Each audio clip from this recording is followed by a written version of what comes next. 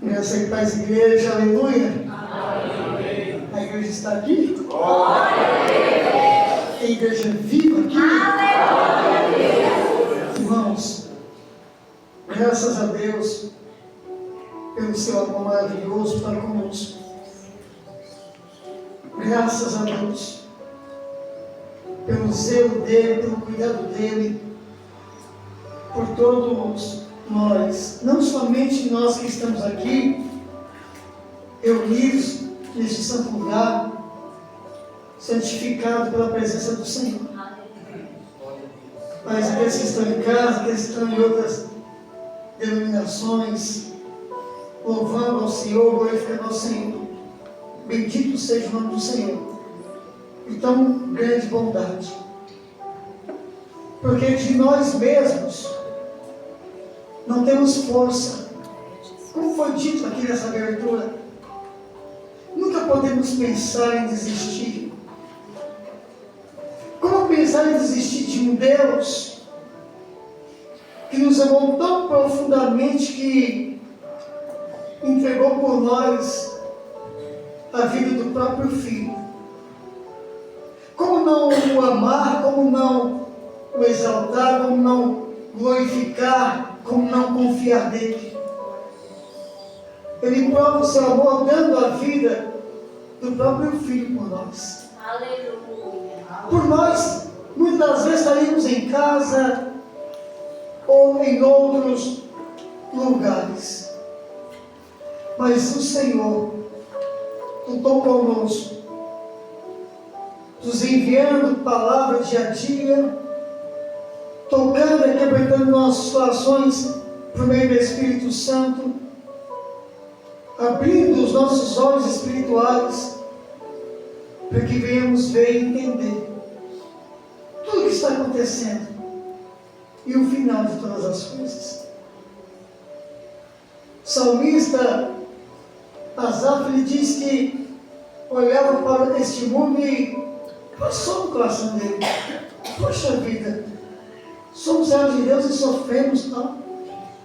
Tanta gente aí não busca Deus e parece estar também prospera, não fica enfermo.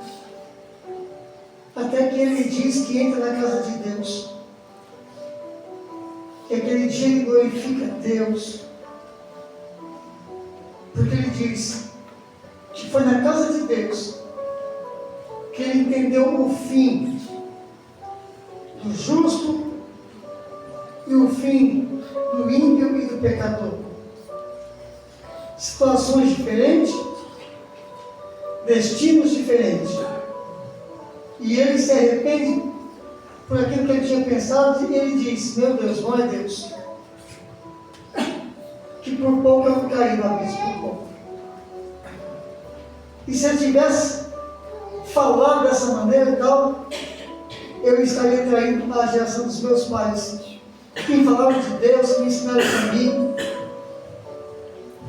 Bom é Deus, igreja.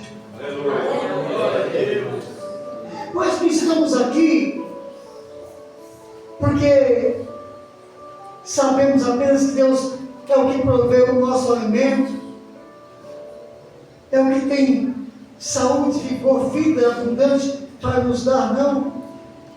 Nós estamos aqui porque o amamos e porque aguardamos a sua promessa maravilhosa, que é de resgate, onde Ele nos vai tirar deste mundo e nos levar para o reino do Filho do seu amor.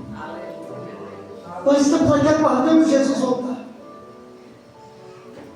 Então hoje vamos falar sobre profecias, e espero que Deus nos conceda graça.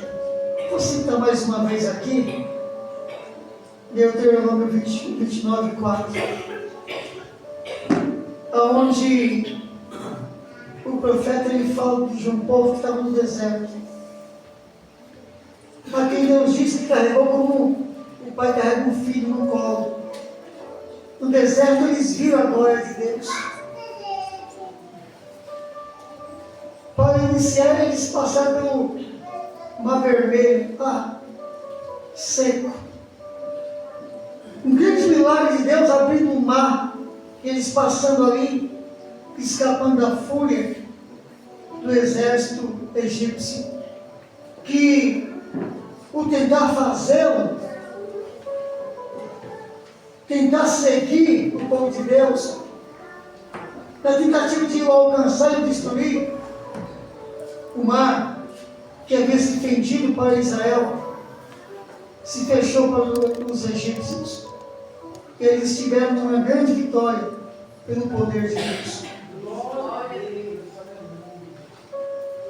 Anteriormente, eles despojaram o Egito. Deus transporta eles e por incredulidade eles ficam no deserto. Mesmo assim, o Senhor esteve ali com eles, tirando a água da rocha, enviando um maná do céu, pão do céu, pão dos anjos, protegendo-os dos seus inimigos, que por vezes tentaram destruí-los. Esse povo tão querido, este povo tão amado por Deus, ouviu Deus falar por intermédio de Moisés, que eles tinham olhos, mas não viam, ouvido, mas não ouviam, coração, mas não entendiam.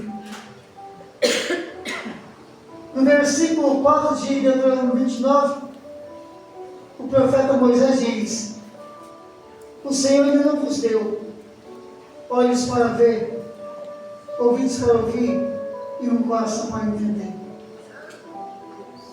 Porque Deus tem princípios.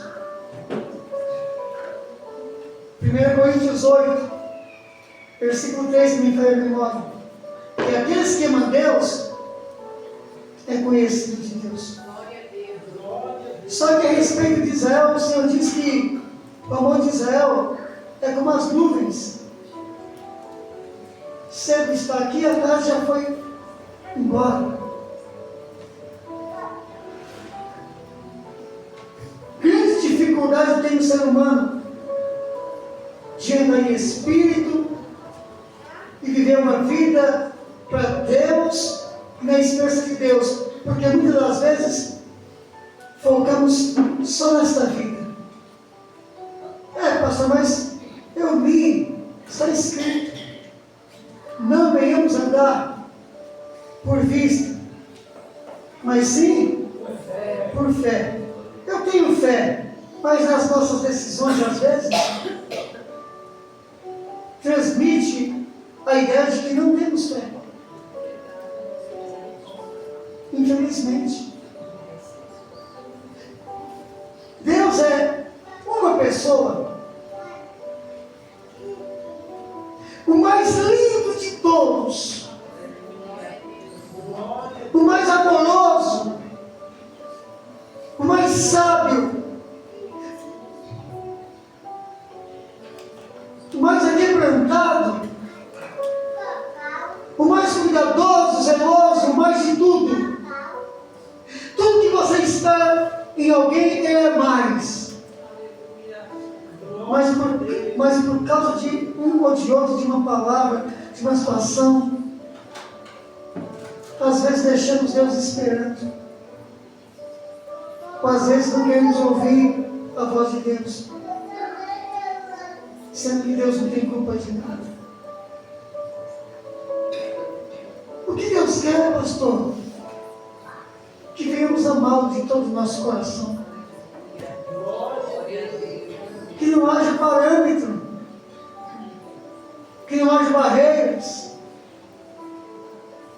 porque podemos buscar todas as causas, entre tudo que queremos viver, buscar um motivo para não servi-lo e para não adorá-lo. Nós não vamos encontrar nenhum. Nós vamos ser envergonhados, porque a verdade é que temos todos os motivos para amá-lo e para adorar. Ele deu a vida. Diga para o seu irmão, Ele deu a vida por nós. Além de dar vida, Ele tem nos guardado dos males. Além disso, Ele ainda tem um lugar para você no céu. Ele tem nos perdoado a cada dia. Como não amar? Como não desejar servir? Como não crer nele? Amemos a Deus. Foi para este povo no deserto que Deus esteve com a mão estendida todos os dias, que enviava profeta todo o tempo. Foi esse povo que ouviu de Deus. Vocês têm olhos para ver, mas vocês não viram. Vocês têm ouvido para ouvir, vocês não ouvem. Vocês têm um coração, mas vocês não entendem. Porque Deus dá olhos para ver, ouvidos para ouvir, e um coração para entender. Para quem, pastor? Para todo aquele que o ama, em espírito e em verdade. Para aquele que o busca de todo o coração. Para aquele que o ama, é para esse que ele se revela poderoso e cuidadoso. Filho. Porque para com os fiéis, ele se mostra fiel. Amemos a Deus, amém, igreja? Amém. Está chegando a hora. Aleluia. Louvado seja Deus. Está chegando a hora do grande dia. Do grande dia. No capítulo 24 de Mateus, ele fala dos sinais que vão acontecer antes do dia do Senhor. Esses sinais vão chamar a atenção da verdadeira igreja. E a verdadeira igreja vai entender que Jesus Cristo, o Santo Filho de Deus, estará voltando para ressuscitar os mortos que morreram crendo nele e servindo a ele, e para a transformação dos vivos que o amam, que andam com ele e que servem a ele. Esse dia está chegando. Mateus capítulo 24 vai falar sobre isso. Mateus capítulo 23 vai nos exortar e vai dizer que nos últimos dias vai se levantar muitos falsos profetas. Muitos. Para desvirtuar a igreja, para enganar a igreja. Mas o Senhor disse que, se possível for, enganarão até os próprios escolhidos, porque vão ser sagazes. Capítulo 23, Jesus tem o zelo de transmitir essa verdade. Seja consciente, olhe, examine, porque vai surgir muitos falsos cristos e falsos profetas, dizendo: eis que está aqui, ali, acolá. Não vão, não vão. Onde Deus nos plantou, devemos ficar, porque muitos cristãos gostam de profecia. Cadê sua Bíblia? Está na sua mão? Glória a Deus. Pegue a sua Bíblia e levante. Glória a Deus. Aleluia. E dê um glória a Deus pela palavra. Glória a Deus por essa palavra. Sabe por quê? Esta palavra que você tem na mão, esta é a verdadeira profecia. Que está diante dos teus olhos, nas tuas mãos, na tua boca constantemente e no teu coração. É aí onde está a verdadeira profecia de Deus. Graças a Deus. Surgiu um profeta ali e conta tudo. Não vá. Não saia da onde Deus te plantou, para a tua segurança. Deus não erra, Deus não falha. Esta é a verdadeira profecia. Abra sua Bíblia em Apocalipse capítulo 13.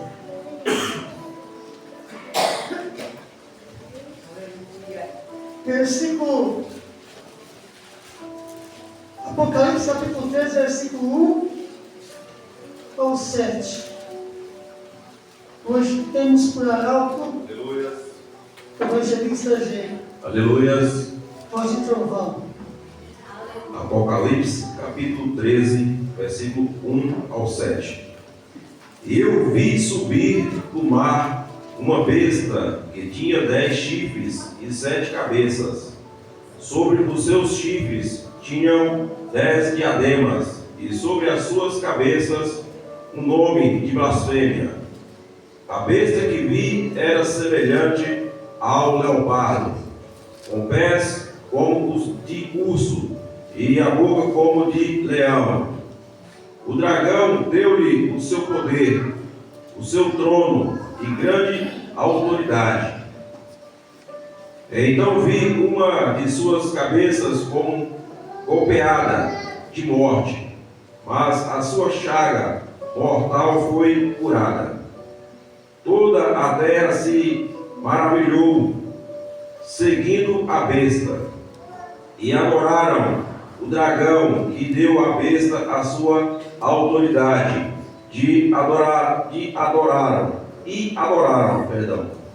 adoraram a besta, dizendo: quem é semelhante à besta? Quem poderá batalhar contra ela? Foi-lhe dada uma boca para proferir arrogâncias e blasfêmias, e foi-lhe dada também autoridade para continuar por 42 meses.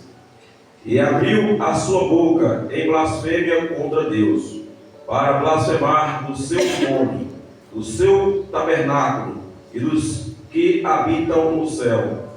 Também foi-lhe permitido fazer guerra aos santos e vencê-los, e foi-lhe dado o poder sobre toda tribo, língua e nação. Soberano Deus, Pai de amor, na presença do Senhor, meu Deus, nós rogamos ao Senhor: tem misericórdia de nós. Tem misericórdia do teu povo, ó Pai, que está espalhado, Pai, por todos os continentes, ó Senhor.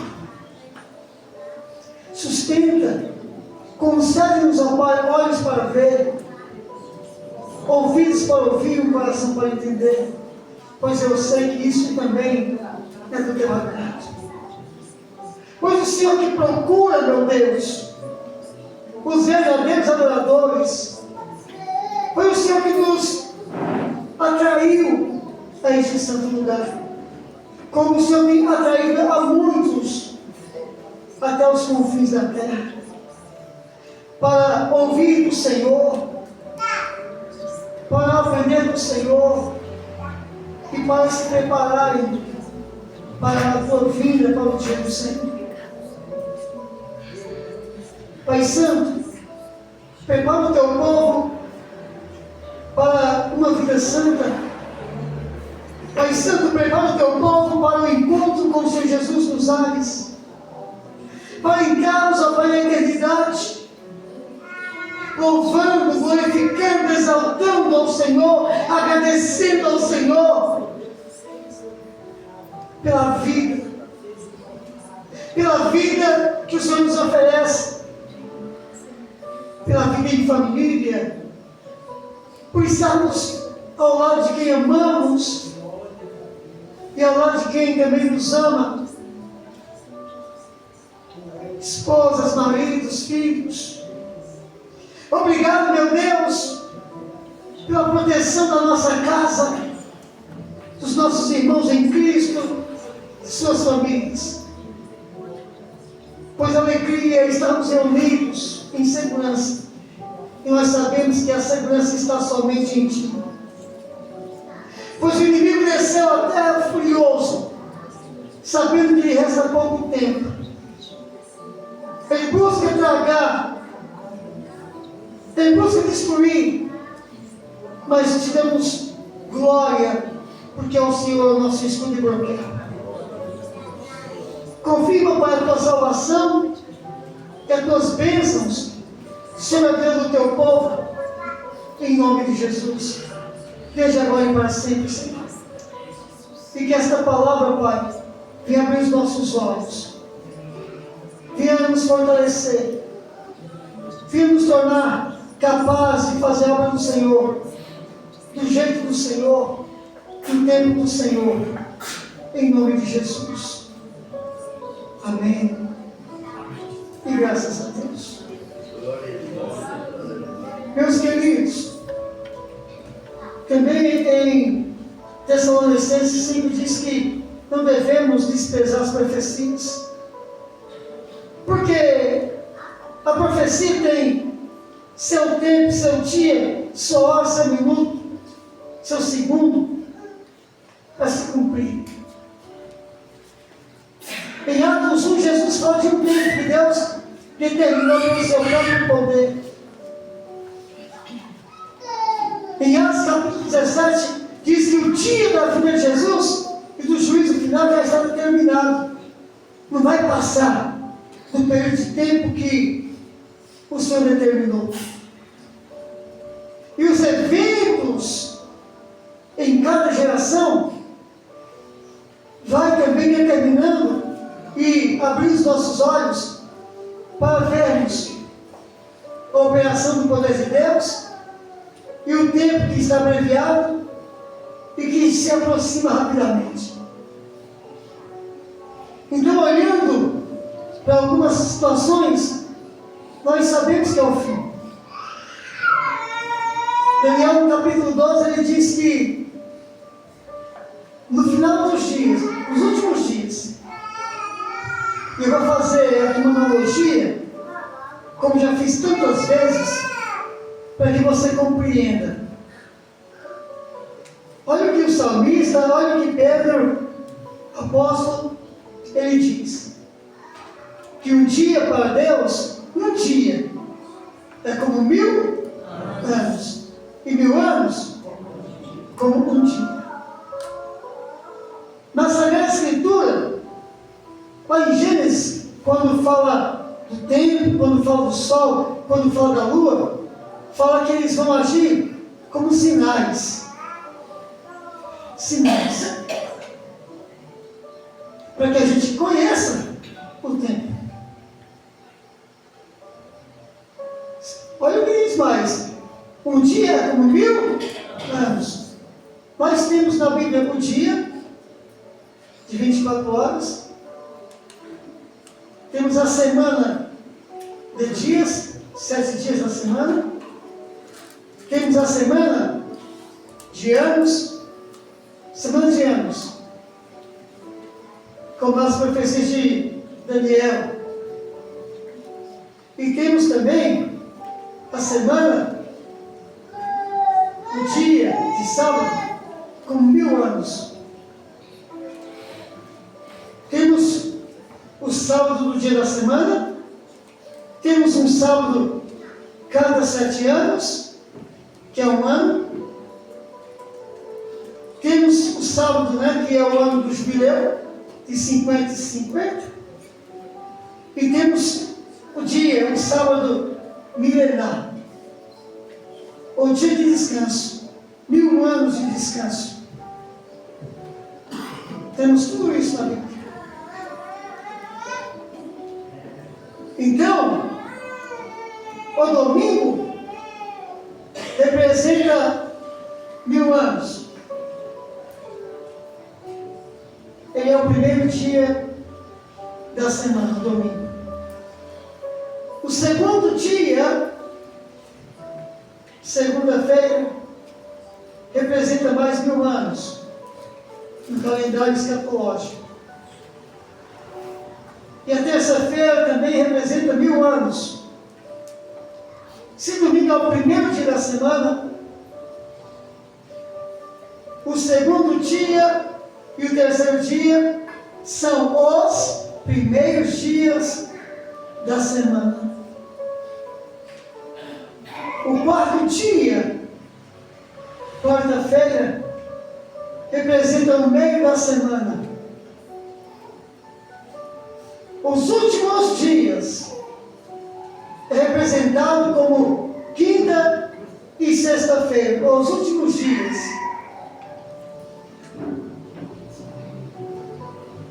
O sábado é representa o último dia da semana.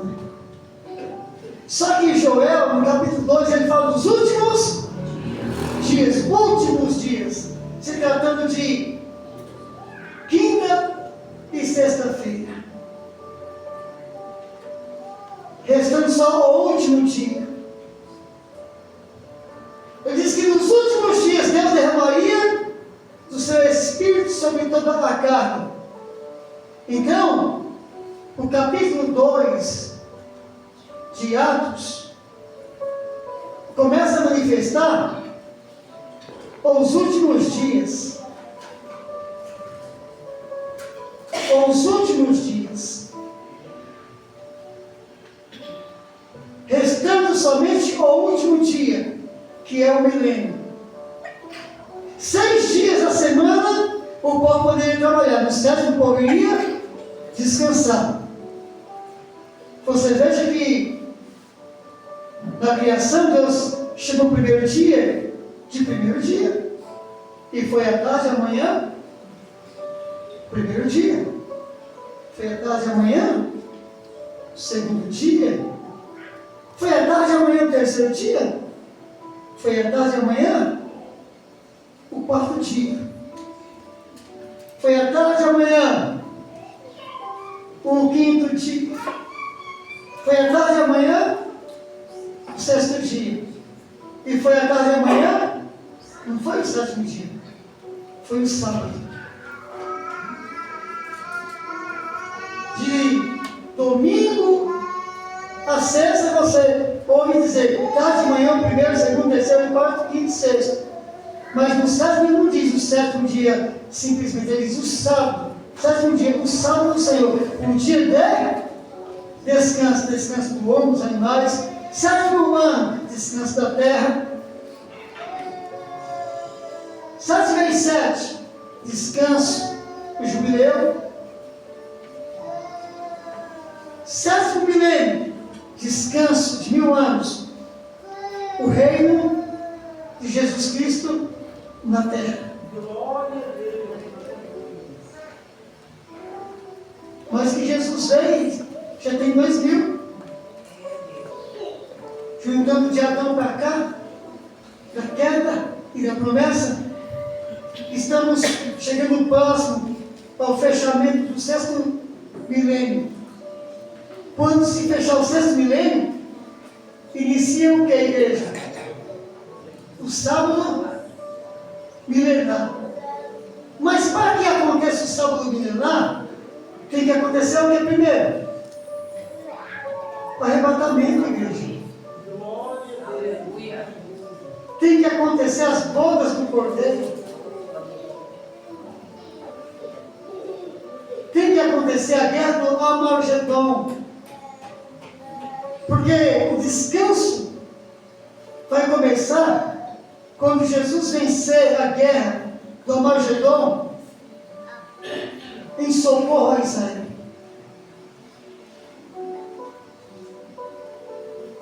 Então, se vamos contar o tempo, é um sinal que o milênio de descanso, o milênio sabático, o reino de Cristo está às portas para iniciar na terra. Então, igreja, se prepare. Se prepare. Nós vemos Apocalipse capítulo 13, do 1 ao 7, que fala que vai surgir nesses últimos dias uma besta que vai vir do mar. Se você leu o livro de Apocalipse, você vai se lembrar que no capítulo 17 fala sobre o mar e diz que o mar significa as nações. Então essa besta, na verdade, é um homem que vai se levantar das nações, que vai encantar as nações. E infelizmente as nações já estão preparadas para receber esse homem. Porque se você ver hoje, é tanta idolatria, jogadores são idolatrados,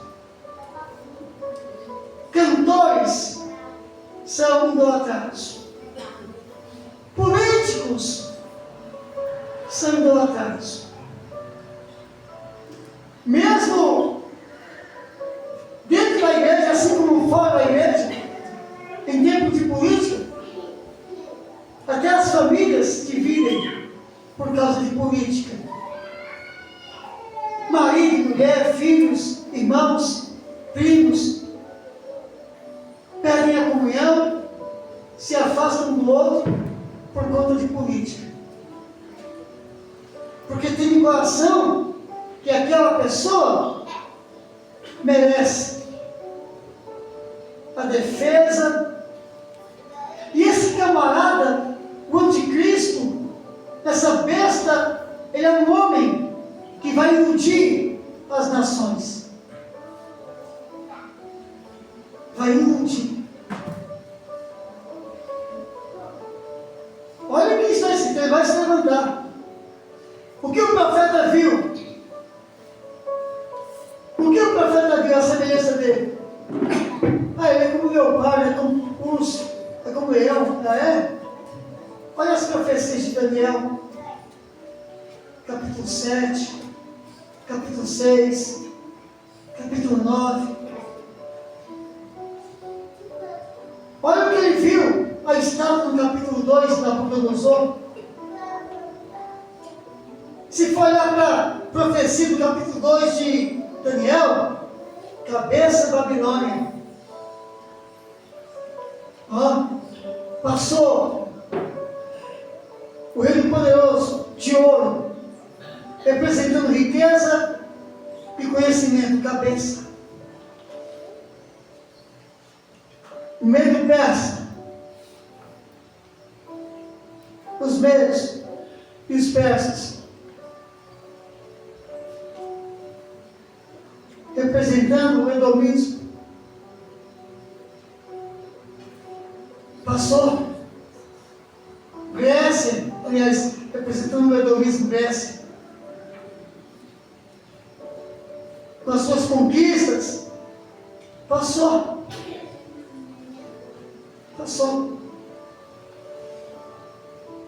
Roma passou.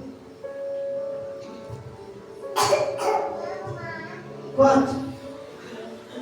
Os pés, os reinos fragmentados. Brasil, Estados Unidos, a Europa, a Ásia, a África, a Oceania, as Américas. Uns muito ricos, outros muito pobres, como estavam os pés da estátua. Uns fortes, outros fracos, representados pelo ferro e pelo barro. Tentam se unir, fazem negócios, alianças, mas eles não conseguem manter essas alianças. Quinto reino, Brasil, Estados Unidos, Peru.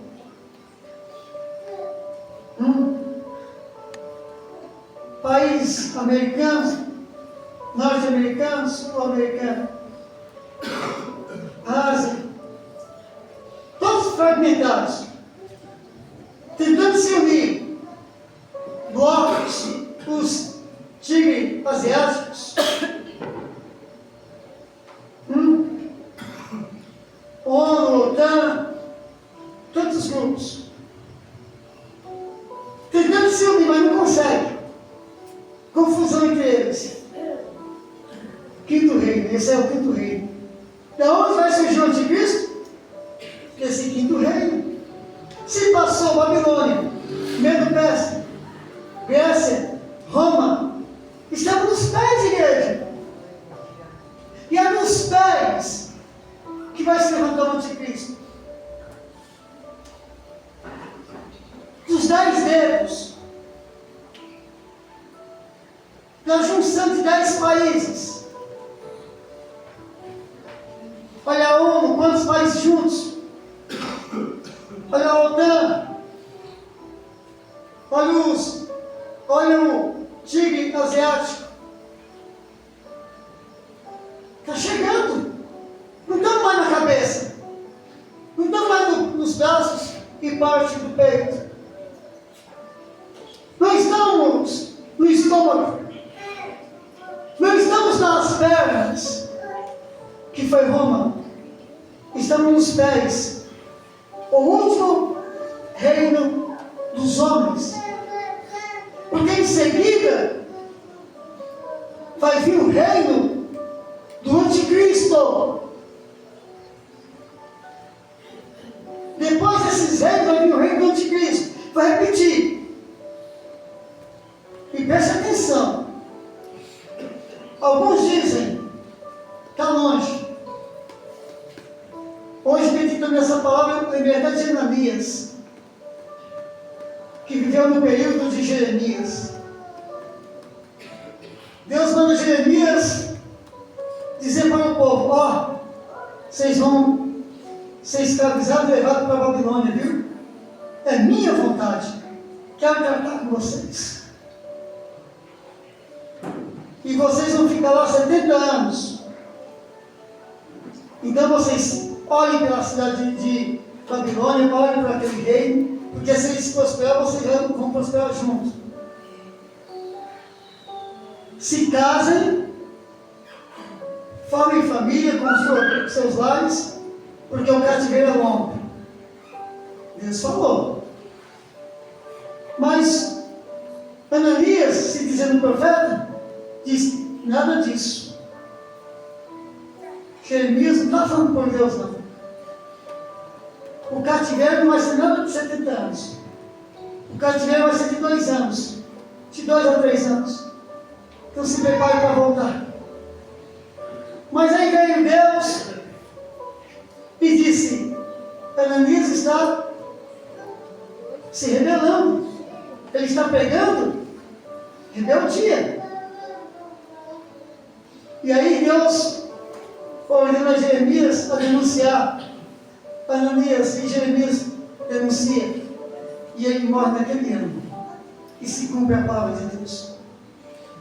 Infelizmente, está se levantando muitos Ananias. Porque se a Bíblia diz, ó, que a contagem regressiva começa pelo reino de Babilônia, que é o cabeça, seguido pelo meio pelo Persa, depois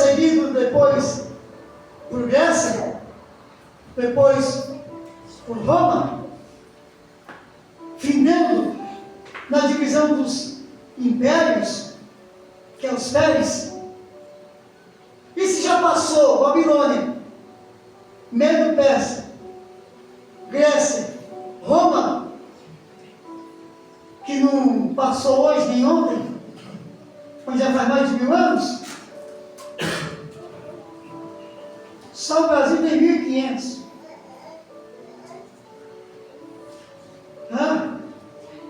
2000 anos depois de Cristo. Está longe, igreja? Nós somos uma geração eleita a ver o inimigo se levantar e a passar pelo arrebatamento. Mas tem alguns que ficam dizendo: não, ainda não está perto não. Mas estão pregando rebeldia. Porque se os sinais estão aí, os sinais dos reinos estão aí, o sinal da ciência está aí se multiplicando, o sinal da apostasia, muitos apostatando da fé.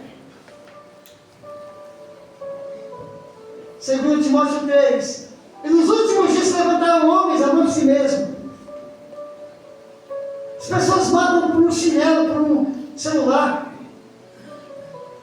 Rebeldes a pai e mães, ingratos, blasfemos, não suportarão a sã doutrina, terão comichão nos ouvidos. Será que esse tempo ainda não chegou, igreja? Isso tudo está escrito para que a igreja verdadeira tema e trema diante do Senhor e se prepare para encontrar com o Mestre.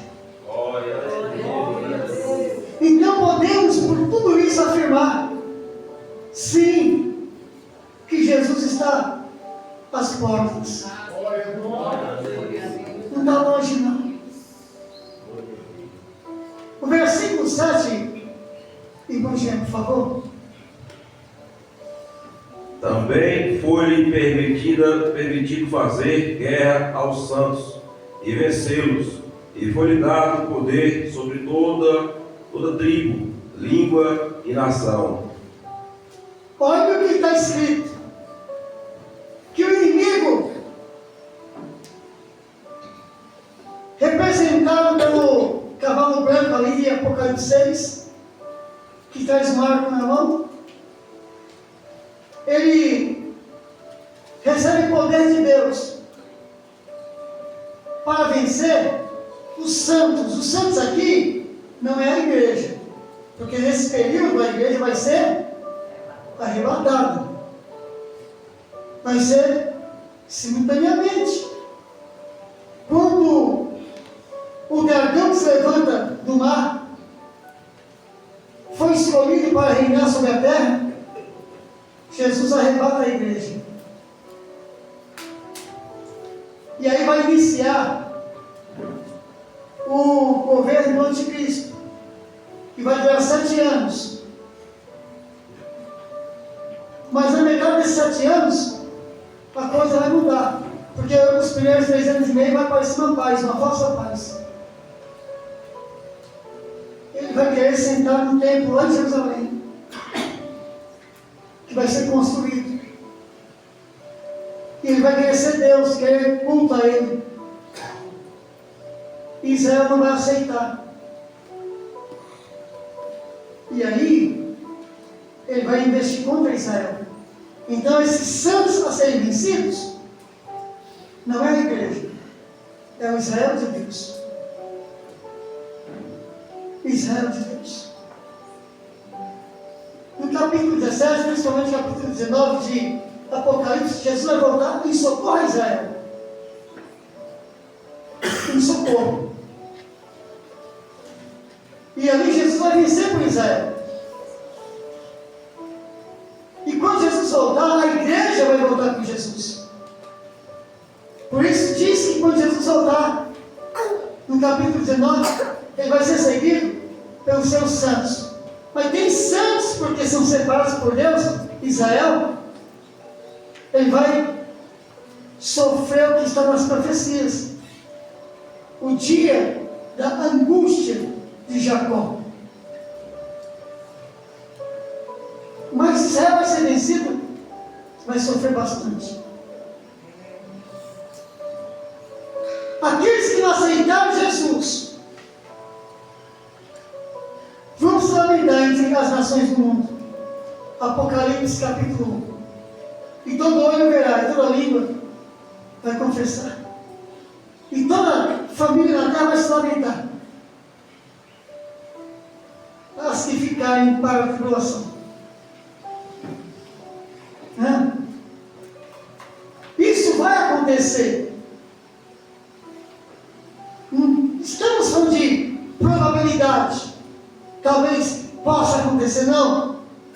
A Sagrada Escritura, Deus, o Deus eterno, ele diz que vai acontecer. E ele não quer que nem nós, nem quisermos passar por isso. Mas por conta da dureza do nosso coração, muitos vão passar por isso. Porque estando 2 numa cama, um vai, outro fica. Estando 2 no moinho, uma vai, outra fica. Estando 2 no campo, um vai, outro fica, vai ser separado. As 10 virgens, 5 entrou e 5 ficou de fora. Obreiros, capítulo 7 de Mateus, vai ficar de fora do reino. Muitos do povo que se assenta nas igrejas e ouve a palavra, vai ficar de fora. Porque estão escolhendo a pauta larga. Tem um que se diz profeta aí nas redes sociais, dizendo que ele não acredita no inferno. A teologia que ele pratica e expõe não é a bíblica, é a da mente dele. Não, ele diz: você acha que um Deus tão bom, vai querer ver uma pessoa sofrendo eternamente no fogo? Ele fala: você acha isso? Deus é amor! Claro que Deus é amor. Isso nós não temos dúvida. Ele nos amou. Mas Ele nos chamou para uma vida diferente. Ele nos amou, mas Ele não quer que venhamos permanecer da forma que chegamos aqui. Ele não quer isso, não. Saul, que foi eleito rei de Israel, o primeiro rei, ele era descendente de Abraão. Ele deve conforme a promessa. De uma das tribos de Israel, de Benjamim. Mas quando ele foi eleito rei, ele recebeu uma unção. E quando ele recebe aquela unção, mesmo naquela época ele sendo humilde, diz a palavra de Deus em Samuel que ele foi transformado em um novo homem. Ele não ficou do jeito que ele veio. A unção que representa o Espírito Santo foi designada sobre ele e ele foi transformado. Só que por conta das suas escolhas indevidas, ele perdeu essa unção.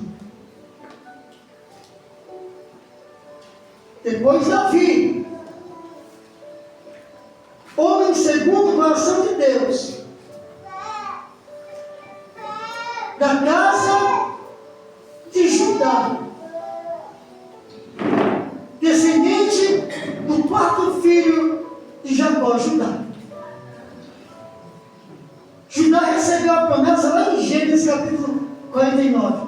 De ti, ó Judá, vai vir o Cristo. Então a descendência de Judá guardou a promessa da semente, que é Cristo, o Rei da Glória, o Rei dos Reis, o Senhor dos Senhores.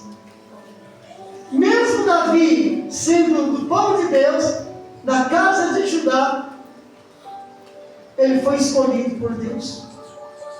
Mesmo Davi tendo o seu coração, como está escrito, segundo o coração de Deus, ele recebeu uma unção. E diz a palavra de Deus que quando Samuel derrama o azeite na cabeça de Davi, ele foi transformado em quê? Em um novo homem. Agora a igreja não recebe um símbolo, porque o azeite representa o símbolo. A igreja não recebe o símbolo. Não. Quando o Senhor Jesus pregava, ele dizia: João batizou vocês como? Água. Mas em breve vocês vão ser batizados com o quê? O óleo representa quem?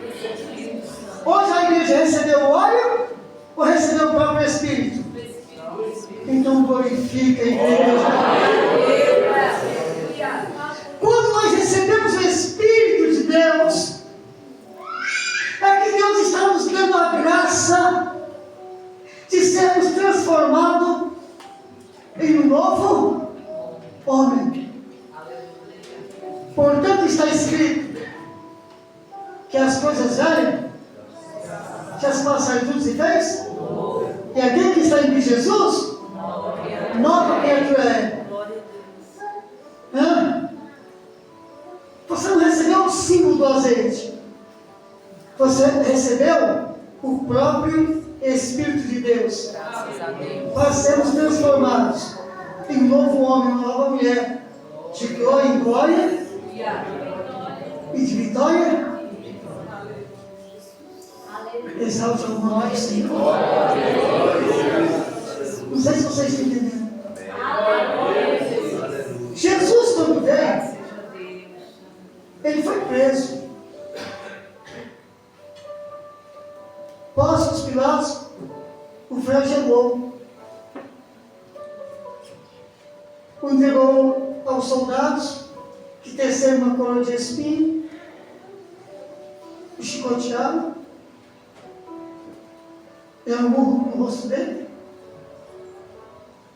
bateram com um caniço na cabeça dele, colocaram uma cruz pesada nele, cravaram as mãos dele, cravaram os pés deles com o pé dele. Pôncio Pilatos olhou para ele e disse: você não fala nada? Você não sabe não que eu tenho poder para te levar à cruz, à morte ou para te dar vida? O que Jesus falou? Você tem a verdade, porque do alto você recebeu. Só que aquele poder que ele recebeu é um poder, foi um poder transitório. Passou. Os reis da terra exercem poder, porque Romanos capítulo 13 está escrito que toda autoridade que tem na terra, os magistrados, o que acontece?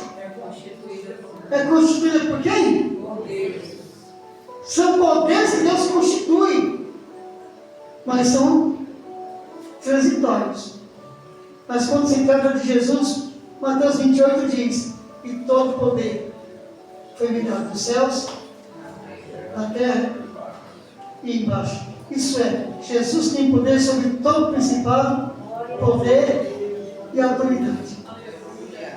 E não é transitório, porque, segundo está Daniel, o seu reino durará para sempre, de eternidade a eternidade, e nunca terá fim. Ele é o Senhor dos senhores, o Rei dos reis. É tremendo, porque em Ezequiel tem uma promessa terrível, tremenda para Davi, a casa de Davi. Diz que nos últimos dias do milênio, que vai se iniciar com a ressurreição dos mortos, no final da ceia do Cordeiro, Jesus vai vir para estabelecer o seu reino na terra. E quem vai se levantar, segundo Ezequiel, quem vai se levantar dos mortos para ser rei, ser príncipe lá em Israel? Davi. Davi vai reinar junto com Jesus. Glória a Deus. Você sabia? Você não lembra de Ezequiel?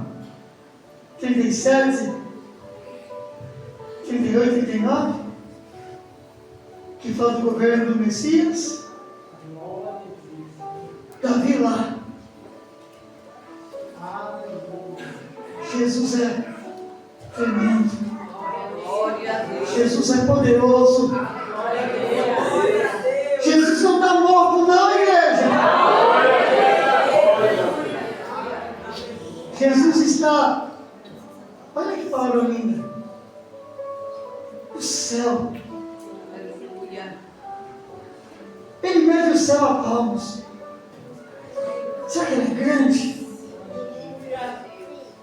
Diz que os céus e a terra fazem a presença dele. Será que ele é grande? Que ele é temível?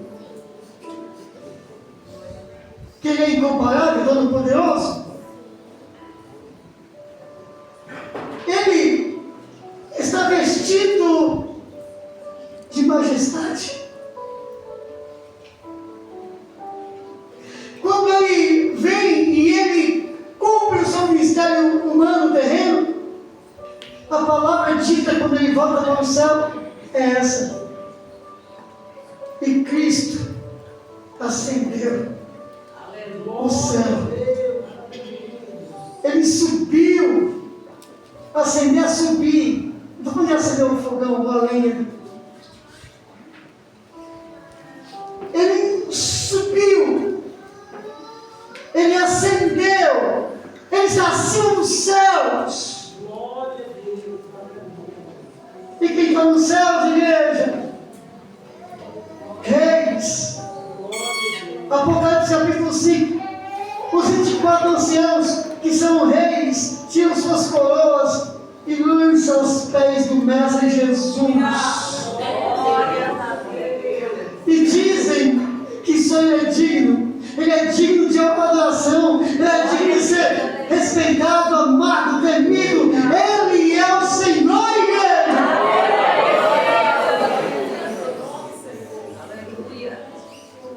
Mesmo Ele sendo quem Ele é. Por um tempo,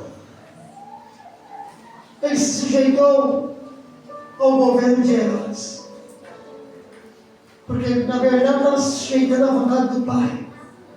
Que aparentemente, como ele diz no mundo das oliveiras, chegou uma hora de quem? Chegou a hora das trevas. Foi preso, martirizado e morto. O inferno se alegrou. Os reis da terra se alegraram, e por um tempo ainda vão se alegrar, quando tiverem tirado a vida dos dois testemunhas, ou das duas testemunhas, em Apocalipse 11. Mas assim como o Rei da Glória, como Oséias diz, que no terceiro dia Ele nos dá vida, no terceiro dia Ele venceu a morte, os dois também venceram a morte no terceiro dia, pelo poder de Deus. Assim como Jesus foi ferido no seu calcanhar,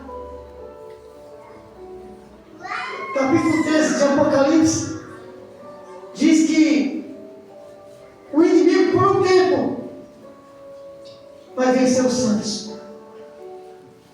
Jesus por um tempo se entregou e passou tudo que passou. Tudo. Humilhação, sofrimento na carne.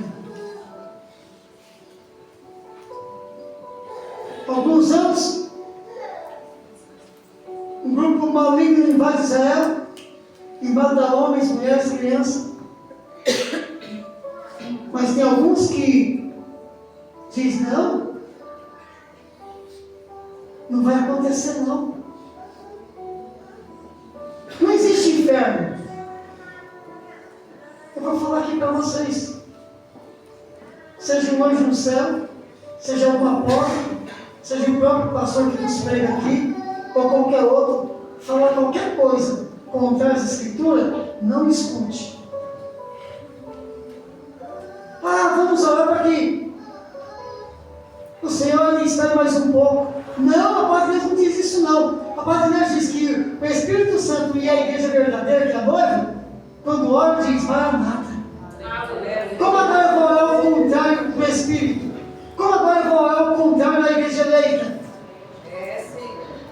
Como agora eu vou pedir para Deus não vir? Se o próprio Jesus, quando ensinou a oração, lá em Mateus capítulo 6, os discípulos nos ensinam a orar. Ele disse, quando vocês forem orar, orem assim: Pai nosso, que está no céu. O que mais? Oi? Não, olha só. Pai nosso no céu, santificado seja o teu nome.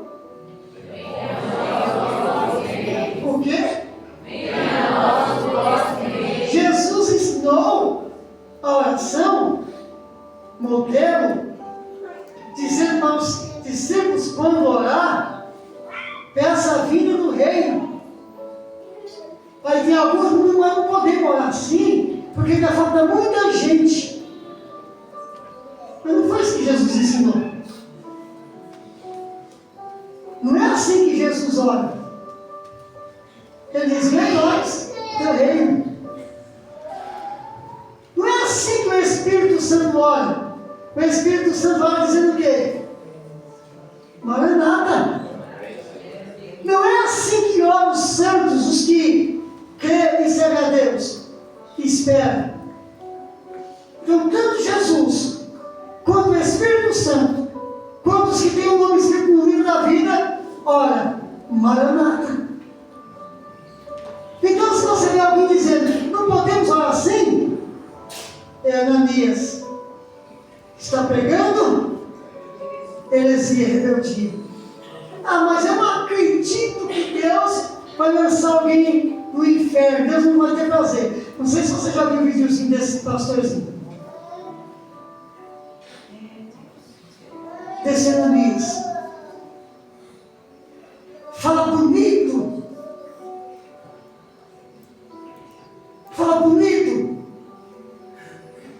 Mas é apenas um falso profeta. Por que eu posso afirmar? Ele diz que ele não acredita. Você está aberto em Apocalipse capítulo 13? Vamos para Apocalipse capítulo 14. Versículo 9, 10 e 11. Evangelista, por favor. 9, 10 e 11.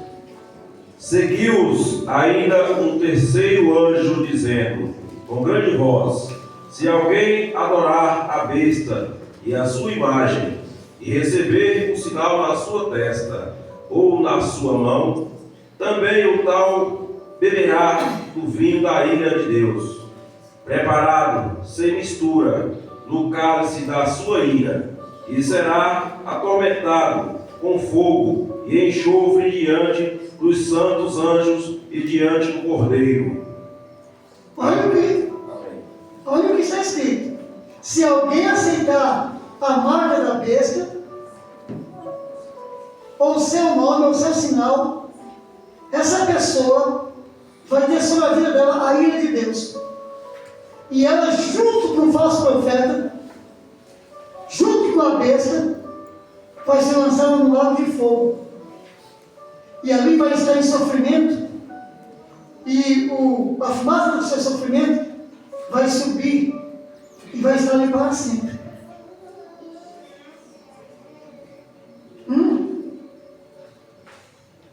Lê o versículo 11 de novo. Falta ler 11? Pode ler. A fumaça do seu tormento sobe para todo sempre. Não tem repouso, nem dia nem de noite, os que adoram a besta e sua imagem, e aquele que receber o sinal do seu nome. Não vai ter. Está escrito aí, Apocalipse, capítulo 14, versículo 11, é isso? Mas alguém diz, eu não acredito assim. Eu não entendo assim, Deus é amor. Que graça tem Deus para Deus ver a pessoa sofrendo? Não é graça. Deus não tem prazer na morte do ímpio. Mas Deus, Ele é um juiz. Ele vai julgar a cada um, segundo o que tinha feito, por meio do corpo. E vai dar a cada um, ou bem, ou mal. É questão de justiça de Deus. Um Deus santo, um Deus justo, que vai dar a cada um segundo o que merece. E por que mas todo mundo merece a perdição? Sim, mas Ele está oferecendo de graça a salvação. E a pessoa não aceita. Aí Ele dá a vida ele viu os profetas, a pessoa não aceita. Ele viu o filho,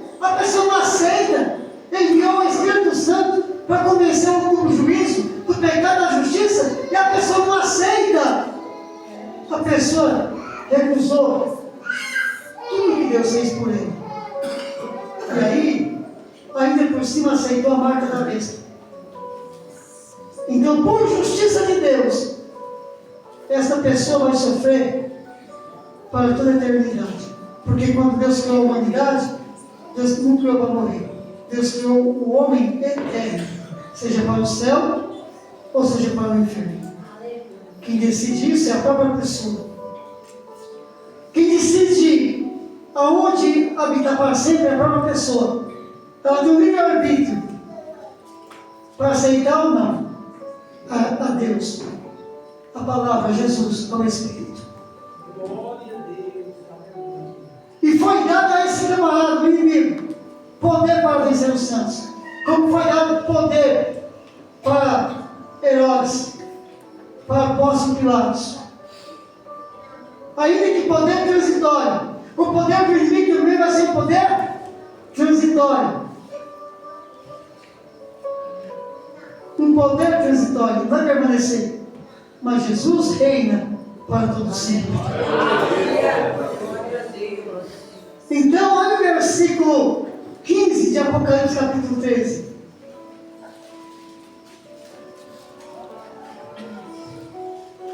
Foi-lhe concedido também que desse fôlego à imagem da besta, para que ela falasse e fizesse que fossem mortos todos os que não adorassem a imagem da besta.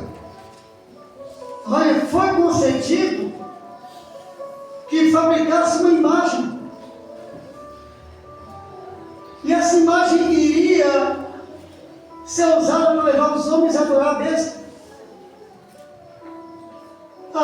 Não quer adorar, ele vai matar.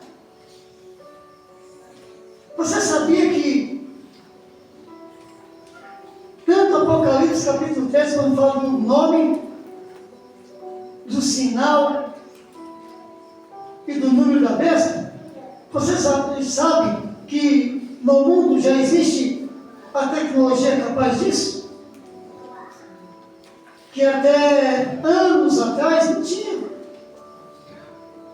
Você sabia que essa tecnologia já chegou até em Conteúba? Você sabia disso? Você sabia que por essa tecnologia chegar em Conteúba, muita gente ficou feliz? Você sabia?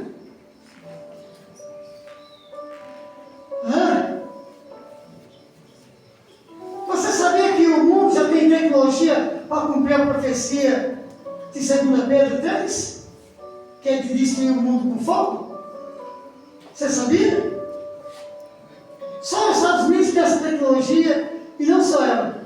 China tem, Rússia tem, entre outros países. Um só deles tem. Um só deles tem tecnologia para destruir. Um só. E se juntar todos eles?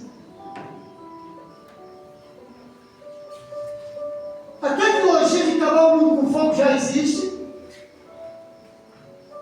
A tecnologia de marcar as pessoas já existe. Coisas que não existiam até a Segunda Guerra Mundial. Depois da Segunda Guerra Mundial, que não faz nem tantos anos assim, não faz nem um século, 70 anos agora. Tá? Aconteceu.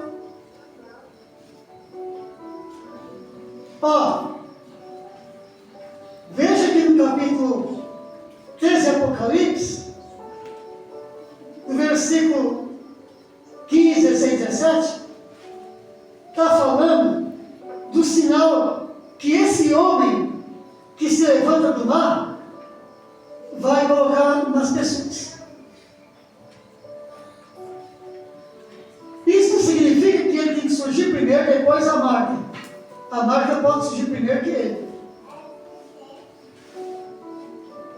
Ainda que tenha já vários apologetas aí dizendo que esse camarada já está transitando aí em meio ao dos poderes, é o poder político deste mundo.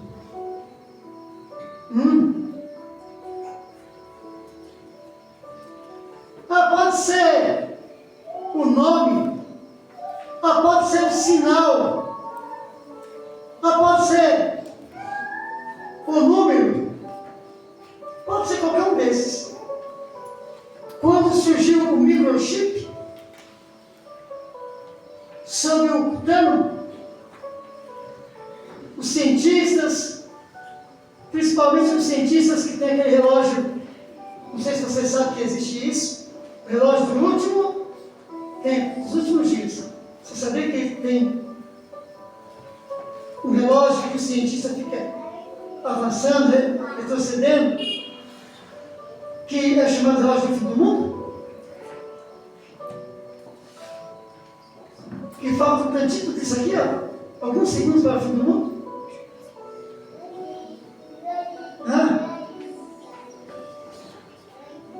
Mas quando surgiu o microchip, por ele ter a capacidade do que a Bíblia fala, as especulações é o microchip. Só que depois veio também uma tatuagem eletrônica. Aí alguns, a tatuagem é mais avançada do que o microchip, é mais fácil. Então pode ser a tatuagem. Agora surgiu depois a tatuagem, ou até antes, a biometria. A biometria. O chip é implantado, tem muita gente usando o chip já no mundo. Abre porta de casa, abre porta de carro, faz pagamento. É um protótipo. Mas já tem gente usando. Primeiro veio o cartão magnético, depois veio esse microchip. Depois veio a tatuagem para entrar em alguns salões aí, festividades aí, renomados. Agora veio a biometria. Igual no banco, põe o dedo, ou no caixa, põe a mão e tem acesso à conta. Nós estamos ainda no mês 5, não é isso? De 2026? Já começou o mês 6? Pois para esse mês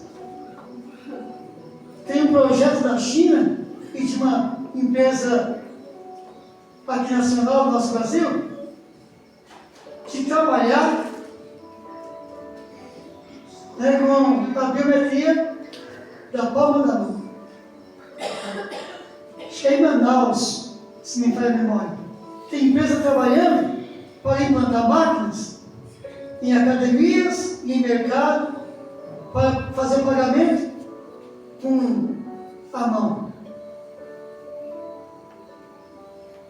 Pastor, mas eu não sei se é microchip, eu não sei se é tatuagem, eu não sei se é a biometria.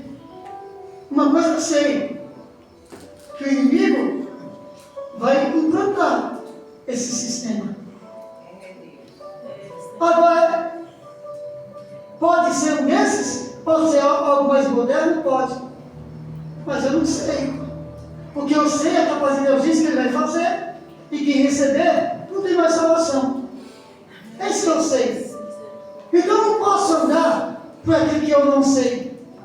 Eu vou andar por aquilo que eu sei. E eu sei que vai chegar o tempo disso.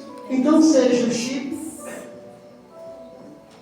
seja a biometria, seja a tatuagem, outra coisa que surgir, eu não vou pôr na minha mão.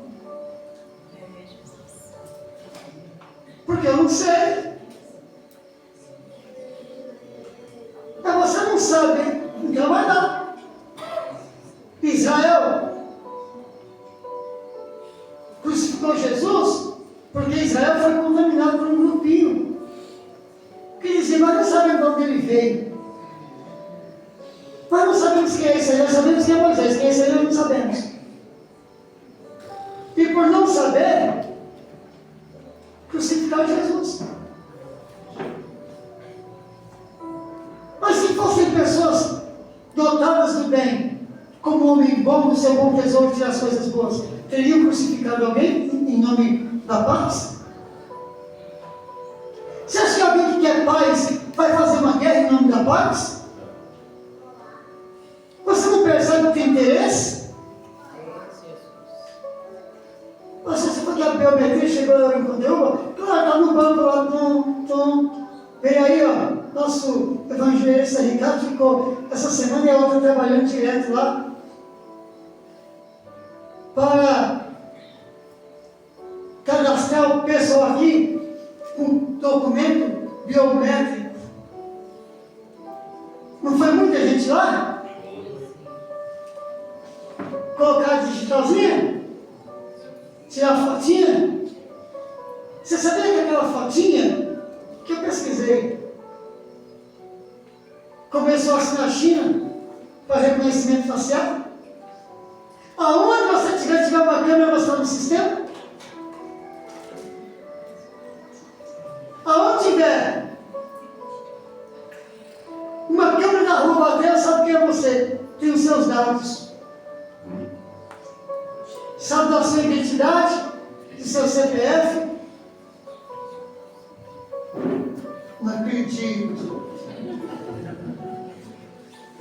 Aleluia. O tempo voa, igreja.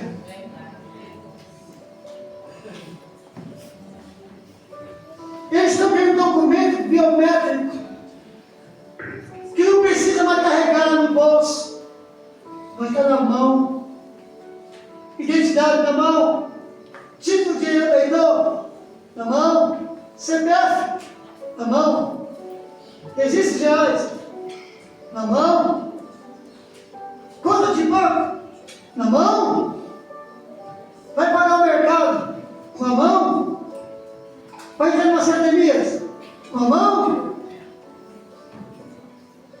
porque essa biometria vai ler não somente a digital não. Vai ver o infravermelho no sangue, DNA. Eles dizem que é para evitar fraude, para ter certeza que aquela pessoa. Só que vai passar um tempo, como é que vai fazer o pagamento lá? Porque o Pix já está vindo aqui para o Brasil. Pastor, Pode falar no microfone. Eu lembrei que eles perguntaram lá se queria que fosse doador de órgãos. Aí na hora me veio assim, fez assim, vai que eles querem pegar as pessoas também e levar embora. Aí eu falei que não. Claro que não. Lá na China tem um tenente que estava lá, não lembro bem, já teve um monte de transplante. Mas ele foi transplante, sabe de onde? Dos campos de concentração, de pessoas que eles prendem lá, depois vai lá e matam de órgão. Ou no Brasil, tem até um